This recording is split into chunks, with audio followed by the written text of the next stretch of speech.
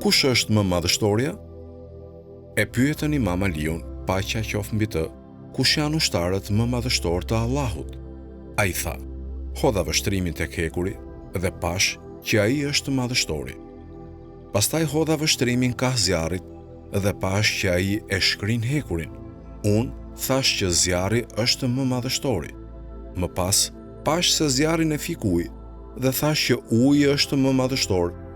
Më pas shikova ret që mbartnin ujin dhe thash që ret janë më madhështore.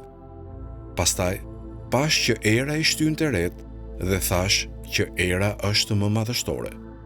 Pastaj vështrova malet dhe pash që ato pengojnë erën dhe thash që malet janë më madhështorët. Pastaj vështrova njeriun dhe pash që ai qëndronte mbi mal dhe po e gdhente atë. Atëherë thash që njeriu është më madhështori. Më pas mendova se çfarë është ajo që e mposh njeriun dhe ai ishte gjumi. Unë thash që gjumi është më madhështori. Pastaj gjeta se problemet dhe stresi e largojnë gjumin, prandaj thash që ato janë më madhështore. Pastaj mendova dhe gjeta se vendi i problemeve dhe i stresit janë zemra dhe thash që zemra është më madhështoria dhe se kjo zemër nuk qetësohet veç se me përmendjen e Allahut.